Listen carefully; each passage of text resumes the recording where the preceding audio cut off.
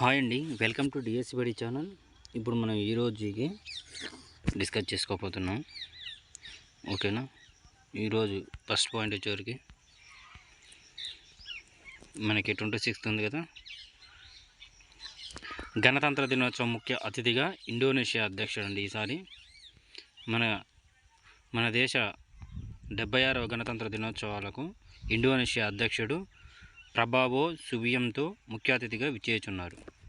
ఈయన పేరు మనకి గుర్తుండాలండి. ఓకేనా? 76వ స్వతంత్ర దినోత్సవాలకు ఇండోనేషియా అధ్యక్షుడు ప్రభావో సుబియాంతో ముఖ్య అతిథిగా విచ్చేయుచున్నారు.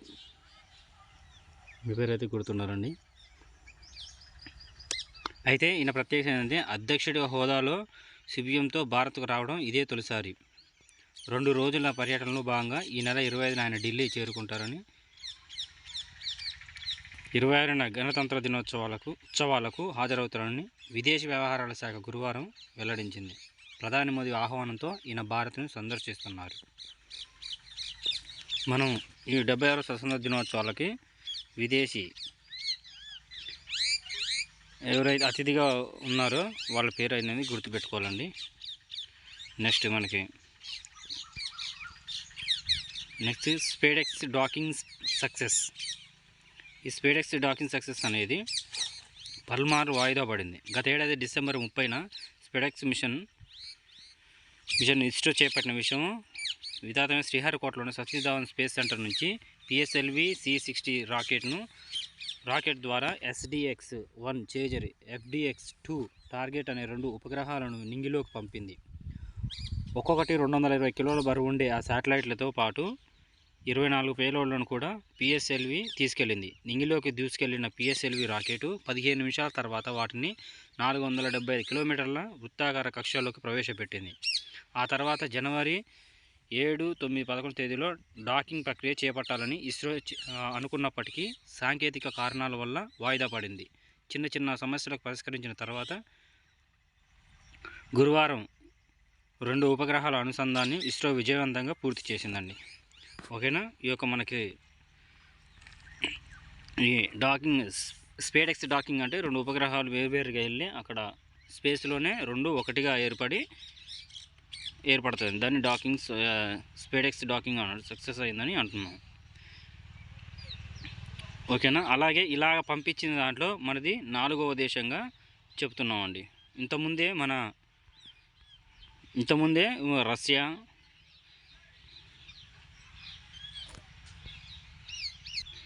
3 దేశాలు పంపించినాయి. దాంతోపాటు 4వ దేశం మన దేశం అండి.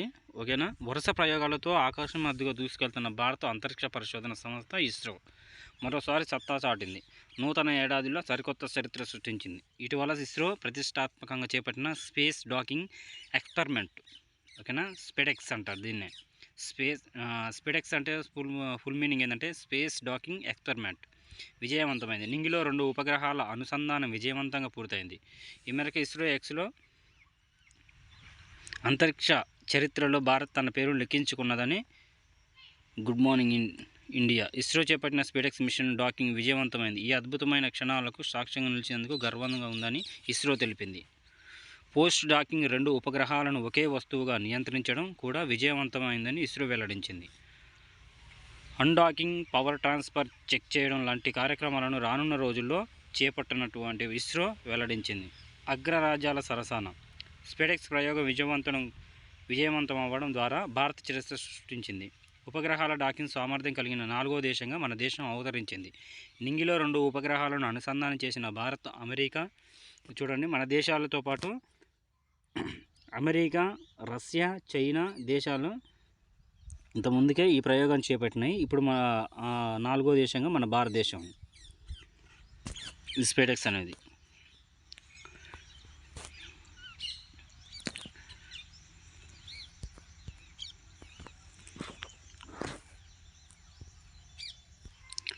నెక్స్ట్ నీట్ UGC 2025 పెన్ పేపర్తోనే ఒకే రోజు ఒకే షిఫ్ట్లో ఓఎం మార్చ్ విధానంలో పరీక్ష అనేది జరుగుతుంది.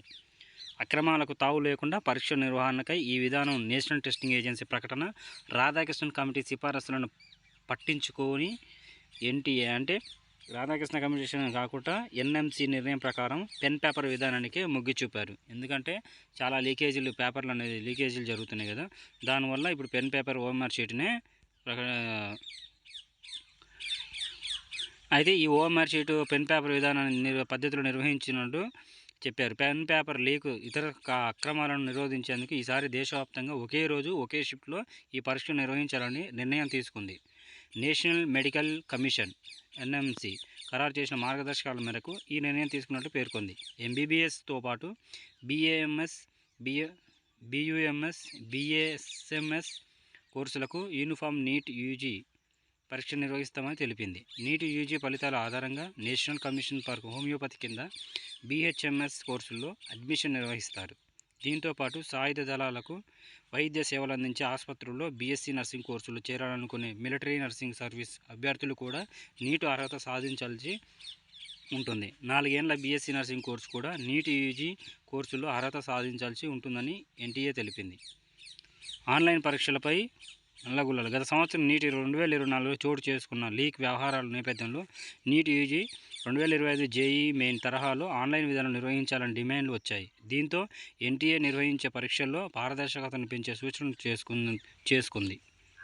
ఇస్రో మాజీ చైర్మన్ ఆర్ రాధాకృష్ణన్ నేతృత్వంలో కేంద్రం 7 సభ్యుల కమిటీని ఏర్పాటు చేసింది.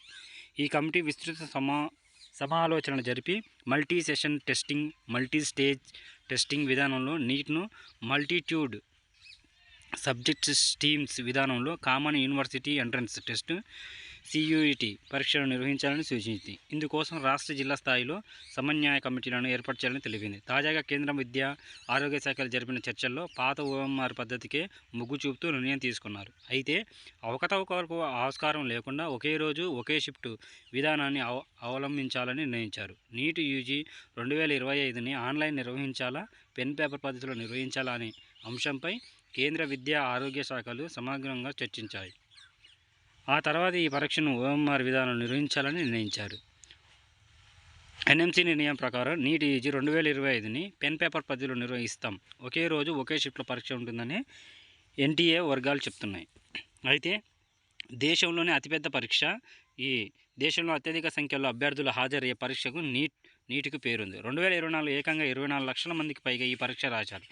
దేశవ్యాప్తంగా వైద్య కళాశాలను దాదాపు 1.05 లక్షల ఎంబీబీఎస్ సీట్ల భర్తీ కోసం ఏటా నీట్ పరీక్షను ఎన్టీఏ నిర్వహిస్తుంది. ఇందులో దాదాపు 56,000 సీట్లు ప్రభుత్వ ఆసుపత్రుల్లోనే ఉన్నాయి. నీట్లో సాధించే మార్కుల ఆధారంగా విద్యార్థులకు వివిధ కోర్సులను ప్రవేశాలు లభిస్తాయి నీట్ రాయడం వల్ల. అయితే ఈ నీట్ ఎగ్జామ్స్కి ఎవరైతే రాస్తారో వాళ్ళు కంపల్సరీ ఆధార్ అథెంటికేషన్ అనేది ఉండాలండి. పరీక్షకు హాజరయ్యే అభ్యర్థులు ఓటీపీ ఆధారిత ధృవీకరణ కోసం మొబైల్ నెంబర్తో పాటు ఆధార్ను లింక్ చేయాలని ఎన్టీఏ గతంలో కోరింది. అభ్యర్థులు తమ 10వ తరగతి సర్టిఫికేట్ ప్రకారం ఆధార్ క్రెడెన్షియల్ను అప్డేట్ చేసుకోవాల్సి ఉంటుందని, సరళమైన దరఖాస్తు ప్రక్రియ కోసం ఆధార్ ఉపయోగిస్తున్నట్టు ఎన్టీఏ పేర్కొంది.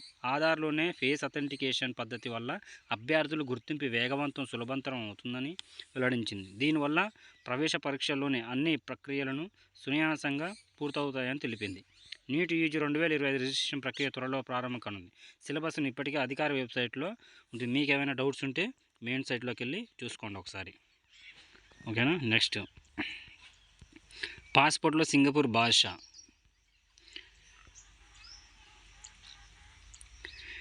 మనకు పాస్పోర్ట్ ఎక్కడ ఉపయోగపడుతుందంటే విదేశీ పర్యటనలో దేశ పౌరులుగా గుర్తింపు విషయంలో పాస్పోర్ట్ అనేది కీలక డాక్యుమెంట్గా నిలుస్తుంది. దేశ సరిహద్దులో ఐడెంటిటీ వలసదారుల రెగ్యులేట్ చేయడంలోనూ ఇది ముఖ్యమైన పత్రంగా మారిన విషయం తెలిసిందే. విదేశాలకు విద్య, వైద్యం, పర్యాటకం, తీర్థయాత్రలు, వ్యాపార, ఇతర అవసరాలకు నిమిత్తం వెళ్లేందుకు, మళ్ళీ స్వదేశాలకు తిరిగి ప్రయాణం చేసేందుకు పాస్పోర్ట్ కలిగి ఉండటం తప్పనిసరి. వివిధ అధికారిక లేక వ్యక్తిగత కుటుంబపరమైన విధులు, అవసరాలకు కూడా ఇది అధికారిక గుర్తింపుకు ఉపయోగపడుతుంది. మొత్తంగా చూస్తే పాస్పోర్ట్ అనేది టికెట్ టు ద వరల్డ్గా పరిగణిస్తున్నారు. అయితే సింగపూర్ అనేది చిన్న దేశం. ప్రపంచ స్థాయిలో పాస్పోర్ట్ల గుర్తింపు, వాటి విలువ విషయంలో బాదుషాగా నిలుస్తుంది. ఈ దేశ పాస్పోర్ట్ కలిగి ఉంటే వీసా లేకుండానే 195 దేశాలు సందర్శించే అవకాశం లభిస్తుంది. ఈ గుర్తింపు కారణంగా సింగపూర్ పాస్పోర్ట్ ప్రపంచంలోనే ప్రథమ స్థానంలో నిలిచింది. గత 5 ఏళ్లుగా సింగపూర్ ప్రథమ స్థానంలో కొనసాగుతుండడం ఓ విశేషం. పాస్పోర్ట్ల విలువ, గుర్తింపు విషయంలో ఆ తర్వాతి స్థానంలో సింగపూర్ తర్వాత జపాన్ నిలుస్తుంది. ఈ దేశ పాస్పోర్ట్ ఉంటే 193 దేశాలు విదేశాల్లో వీసా లేకుండా పర్యటించే వీలుంటుంది. తర్వాత France, Germany, Italy, Spain, Finland, దక్షిణ కొరియాల పాస్పోర్టు హోల్డర్లు వీసా లేకుండానే 192 దేశాలు సందర్శించవచ్చు. ఆ తర్వాత స్థానాల్లో Austria, Denmark, Ireland, Luxembourg, Netherlands, Sweden, Norway దేశాలు పాస్పోర్ట్లు కలిగిన వారు వీసా అవసరం లేకుండా 190 దేశాలు పర్యటించవచ్చు. Belgium, New Zealand, Portugal, Switzerland, UK వంటి దేశాల పాస్పోర్ట్ హోల్డర్లు 190 దేశాలకు వీసా లేకుండా వెళ్ళేందుకు అనుమతి ఉంది. అయితే ఈ సమాచారాన్ని అంతా హెన్లే పాస్పోర్ట్ ఇండెక్స్ ఇలా ఒక దేశ పౌరుడు స్వేచ్ఛగా ఇతర దేశాలను హరించడం ఆధారంగా ప్రపంచవ్యాప్తంగా ఆయా దేశాలను సంబంధించి జాబితాను హెన్లే పాస్పోర్ట్ ఇండెక్స్ విడుదల చేస్తుంది. పాస్పోర్ట్కి సంబంధించిన ఈ ఇండెక్స్ని ఏ సంస్థ మనకి విడుదల చేస్తుందంటే హెన్లే పాస్పోర్ట్ ఇండెక్స్. ఇది గుర్తుపెట్టుకోండి, ఓకేనా? ఇదన్నీ చాలా ఇంపార్టెంట్. హెన్లే పాస్పోర్ట్ ఇండెక్స్ అనేది విడుదల చేస్తుంది అంటే ఏ దేశం యొక్క పాస్పోర్ట్ స్ట్రాంగ్గా ఉండిద్ది అనేది. ఈ ఇండెక్స్ ద్వారా ర్యాంకులు ఇస్తారు. ప్రపంచవ్యాప్తంగా వివిధ దేశాల పౌరులు జరుపుతున్న పర్యటనలకు సంబంధించి ఇంటర్నేషనల్ ఎయిర్ ట్రాన్స్పోర్ట్ అథారిటీ సమకూర్చిన సమాచారం విలువలను గణాంకాల ఆధారంగా ర్యాంకింగ్ను ఈ సంవత్సరం నిర్ధారిస్తుంది. వివిధ అంశాలతో పాటు పలానా దేశ పాస్పోర్ట్ కలిగి ఉన్న పౌరుడు వీసా లేకుండా ఏ దేశాలకు వెళ్ళగలుగుతారు, ఆయా దేశాలతో ఈ పౌరుడి దేశానికి దౌత్యపరమైన సంబంధాలు ఏ మేరకు అంతర్జాతీయ ఒప్పందాలు కలిగి ఉన్నాయనే దాని ప్రతిపాదనని సమగ్రంగా ఇచ్చింది. మరింత దిగజారిన భారత్ ర్యాంకింగ్ అంటే హెన్లీ పాస్పోర్ట్ ఇండెక్స్ 2025 నివేదికను బట్టి చూస్తే భారత్ ర్యాంకింగ్ మరో 5 ర్యాంకులకు దిగజారి 85వ ర్యాంకు 2024లో 80వ ర్యాంకుగా వద్ద నిలిచింది. ఇప్పుడేమో మరి 85కి దిగజారిపోయింది. మన పొరుగు దేశాలైన పాకిస్తాను 103 స్థానంలో ఉంది, ఓకేనా? అలాగే మనం పాస్పోర్ట్ గురించి తెలుసుకోవాల్సిన ఇంకో విషయం ఏంటంటే రంగులుగా ఉంటాయి. మొత్తం 84 దేశాలు నీలి రంగు ఉన్నాయి, అంటే బ్లూ రంగు షేడ్స్ పాస్పోర్ట్లతో అత్యధిక రంగులకు ఉపయోగిస్తున్న దేశాలుగా ప్రథమ స్థానంలో నిలిచాయి. 68 దేశాలను ఎరుపు రంగు కలిగిన పాస్పోర్ట్లు కలిగి ఉంటే 40 దేశాల పాస్పోర్ట్లు, ఓకేనా? ఈ దేశ పాస్పోర్ట్లు ఉంటే వీసా లేకుండానే 190 దేశాలు సందర్శించే అవకాశం. ఆ తర్వాత స్థానంలో జపాన్, 193 దేశాలు వీసా లేకుండా విజిట్ చేసే ఛాన్స్. ప్రపంచ ర్యాంకుల్లో 85వ స్థానంలో నిలిచిన భారత్ మన పాస్పోర్ట్తో వీసా లేకుండా 58 దేశాలకు వెళ్ళొచ్చు.